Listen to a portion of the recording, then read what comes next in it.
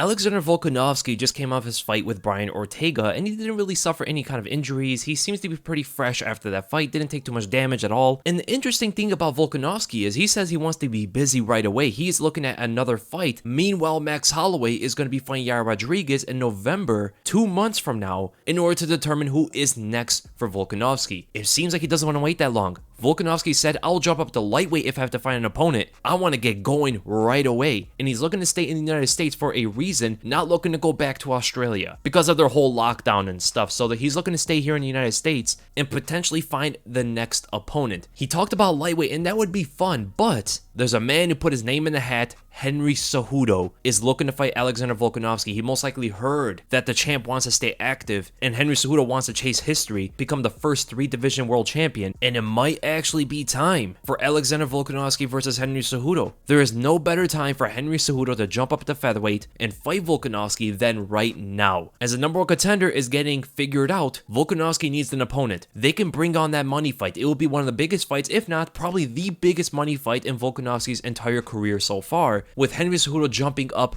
to the featherweight division. I know a lot of people are saying Cejudo's too small. He's 5'4", but Cejudo actually walks around at 165 pounds. He walks around at the same weight that Volkanovski enters the cage in. Alexander Volkanovski walks into the cage when he fights at 167 pounds. This is according to the California State Athletic Commission, where they weigh every fighter on the day of the fight. That would mean that Volkanovski most likely walks around in the 170s, which also means they are not that far off in weight. Volkanovski most likely weighs like 10 pounds more, while also being 2 inches taller and having a massive reach advantage. But that is nothing unfamiliar for Cejudo when he jumped up to bantamweight. Look who he fought. He fought Dominic Cruz, who's 5'8". He also fought Marlon Moraes, who's 5'6" with a 67-inch reach. So he's used to fighting guys at Volkanovski's height. And yes, the reach can play a massive factor, but that's not enough to not be excited for a Cejudo and Volkanovski fight. I mean, we've seen worse in a weight class before. Darren Till fought Tyron Woodley, who weighs 10 pounds more, like 3 to 4 inches taller, and Tyron Woodley easily dispatched him. Volkanovski and Cejudo are going to be about 2 pounds of a difference inside the cage, and also being 2 inches different in height. It would be a huge test for Henry Cejudo, and it would be his chance to put his name in the hat of the greatest fighter of all time. If he goes out there, and let's say this happens, he goes and beats Alexander Volkanovski, you would have to put him in consideration as the greatest fighter of all time. And imagine the last 5 opponents that he has beaten if he goes and beats Volkanovski. He beat Demetrius Johnson, TJ Dillashaw in EPO, prime Marlon Moraes, Dominic Cruz, and then Alexander Volkanovski across 3 weight classes. And it's not impossible for Cejudo to beat Volkanovski. It absolutely is not. He's faster.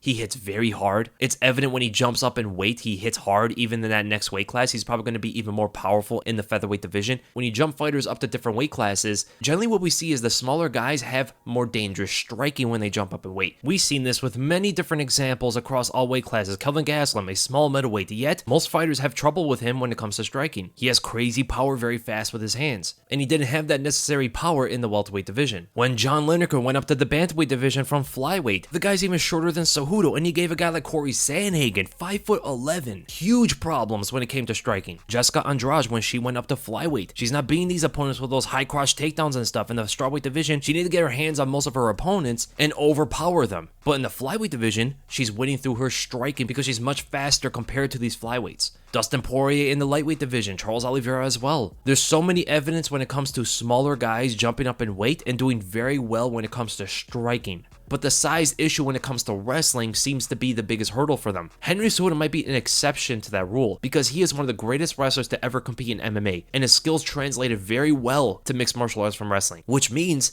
it might be tough for Volkanovski to even wrestle with this guy. Cejudo also doesn't really get tired. We haven't seen him in this weight class, but in the bantamweight division when he jumped up to that one, he was never really gassing out in fights, even putting on a tremendous pressure on bigger opponents. Even though Volkanovski is going to be stronger than Cejudo, he's going to be a little bit bigger than Cejudo, I don't think his wrestling skills are going to trump that of Cejudo's. He might be able to get Cejudo down once or twice in the fight, but for the most part, I think Cejudo is going to be way too slippery for Volkanovski to execute most of his takedown attempts. The other big battle is going to come in the striking. I absolutely do believe that Volkanovski is the better striker, even technically the better striker. But the speed that Cejudo is going to be able to fight in this weight class with is going to be absolutely alarming for Volkanovski. They're both going to try to pressure each other greatly, but I do think the leg kicks from Volkanovski are going to cause Cejudo a lot of problems, and it might even cause Cejudo to shoot in takedowns himself. That is the other thing as well. Volkanovski's been taking taken down many times in his MMA career so far. Chad Mendes nearly got every single takedown on him, most of those double leg takedowns. And Chad Mendes is around the same size as Henry Cejudo. He's 5'6", a little bit taller, but he walks into the cage fighting at 160 pounds. I'm pretty sure Cejudo can walk around the same thing inside the cage as well. Mendes also has a minuscule reach at 66 inches, while Cejudo's is 64 inches. So even though Chad is a little bit bigger than Cejudo, the size difference between Volkanovski and Cejudo is not going to be that great. It's not going to be something like we've never seen before. Also, Alexander Volkanovski got taken down by Darren Elkins. He got taken down by Brian Ortega twice out of 5 takedown attempts. And Brian's not that great of a wrestler, or he doesn't even have great trips, and he was getting Volkanovski down. Imagine Henry Cejudo's technical prowess when it comes to wrestling, tearing down Volkanovski with single legs, because Volkanovski does hold that very wide stance sometimes, and Cejudo's shot is going to be so fast. I don't think Volkanovski is going to be able to see the takedown coming. Cejudo's great at moving around, really good footwork. He's fast on his feet and exceptional on a linear path, trying to find that big right hand of his and some right kicks as well. The takedown, I believe, mixing up with the striking is going to be the deciding factor as to how well he's going to do against Volkanovski. If it stays too much of a striking match, I think Volkanovski is going to win the fight. If Cejudo proves that he could take Volkanovski to the ground, there is an actual chance that Henry Cejudo would beat Volkanovski. And what I will say is, out of most of the featherweights right now, Volkanovski seems to be the most beatable out of the top tier for Cejudo, and it's a reason why Cejudo wants to jump up right now. So the fight could be pretty competitive depending how it goes, and for the most part, it is a bit ambiguous because we don't know how Cejudo will look at featherweight. It is a bit up in the air. We could just kind of make educated guesses at this point and some technical analysis with putting in size parity, but the main question comes: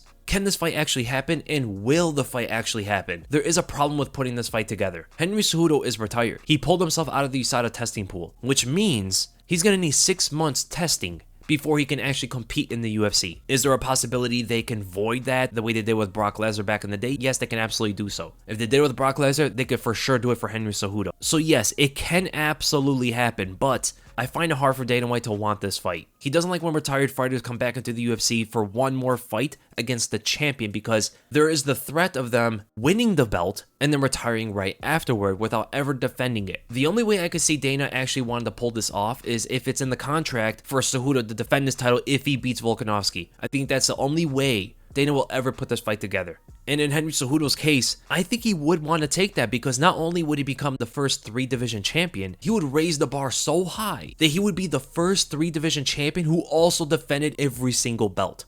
Imagine that. Imagine Henry Cejudo going up to featherweight, beating Volkanovski, and then defending against Max Holloway. 100% at that point, he would be the greatest fighter of all time. No doubt about it. He would surpass, I believe, even GSP. And that is only in 2 fights. How likely is that? Not likely at all. I do not see him beat Max Holloway especially. Volkanovski is doable. It can be somewhat competitive in certain areas of the fight, but Max Holloway is a different kind of style, different kind of beast. Now let's say in the scenario that Yair Rodriguez beats Max Holloway, I would probably even favor Henry Cejudo to beat Yair Rodriguez, to be honest. And that would be the best case scenario for Henry Cejudo to defend his belt if Yair goes and beats Max Holloway, of course. But how likely is this whole scenario to happen for Henry Cejudo to come back out of retirement and fight the featherweight champion? I don't think it's that likely. I think there might be a 20% chance of it happening. Because here's the thing, man. If you look at it logically, if you put yourself in Dana's shoes, why would he risk this? It is somewhat of a money fight. It's a little bit bigger of a fight than Volkanovski could possibly have in the featherweight division currently. There's nobody else that could really draw that kind of attention out of a fight. I know Holloway is pretty big in the MMA community, but it's Holloway in his own weight class. It's not like Henry Cejudo jumping up to featherweight to make history. That's a whole different kind of narrative in that fight that would make it even bigger than the Holloway-Volkanovski 3 fight. But it's not big enough of a money fight for Dana to risk.